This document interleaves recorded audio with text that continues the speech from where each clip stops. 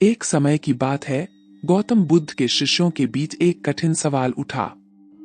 उनका प्रश्न था कि ध्यान क्या है और यह कैसे हासिल किया जा सकता है। बुद्ध ने उनका जवाब देने के लिए एक कहानी सुनाई। कई साल पहले एक राजा के राजमहल के आसपास एक अद्भुत वन था। उस वन में बहुत सारे जानवर रहते थे। वहां के वातावरण ने उनकी जीवन शैली को भी परिवर्तित कर दिया था। एक दिन एक युवक वहां आया। उसका नाम धर्मसेन था। वह वन की शांति और स्थिरता को देखकर बहुत प्रभावित हुआ। धर्मसेन ने अपने मन में एक संकल्प किया कि वह भी इस अद्भुत शांति को प्राप्त करेगा। उसने राजा से वन की अनुमति मांगी और वहां जा बैठा। अपनी आत्मा की खोज में धर्मसेन ने बहुत सारी कठिनाइयों का सामना किया, लेकिन वह हार नहीं माना। वह निरंतर अपने ध्यान में लीन रहता था। उसने अपने शरीर को जान दिया, उसे स्वाध्याय में लिप्त किया और ध्यान में स्थिर हो गया। कई सालों तक ध्यान करते हुए धर्मसेन को एक दिन बोधि तत्व का अनुभव हुआ। उसे अनंत शांति का अनुभव होता है जो किसी और चीज में नहीं हो सकता। उसका अंतःकरण पूर्णतया शुद्ध हो गया। वह एक समझदार और जागरूक व्यक्ति बन गया। धर्मसेन का अनुभव देखकर उसके चारों ओर के लोग चौंक गए।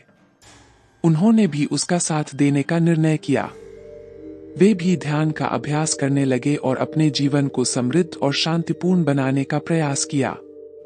इस कहानी से हमें यह सीखने को मिलता है कि ध्यान का महत्व क्या है। ध्यान से ही हम अपने अंतरात्मा को पहचान सकते हैं और अनंत शांति को प्राप्त कर सकते हैं।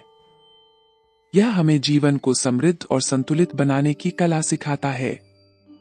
इसलिए हमें समय समय पर ध्यान का अभ्यास करना चाहिए ताकि हमारा जीवन सफल और खुशहाल बने।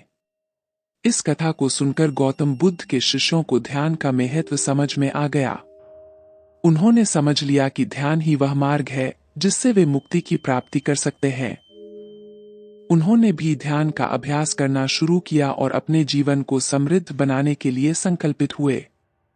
इस बौद्ध कथा से हमें यह सीखने को मिलता है कि ध्यान का अत्यंत महत्व है।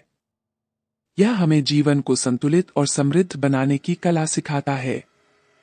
ध्यान की मदद से हम अपने अंतरात्मा के साथ जुड़ सकते हैं और आत्मा की गहराई में जा सकते हैं। इसलिए हमें नियमित रूप से ध्यान का अभ्यास करना चाहिए ताकि हमारा जीवन खुशहाल और शांतिपूर्ण हो।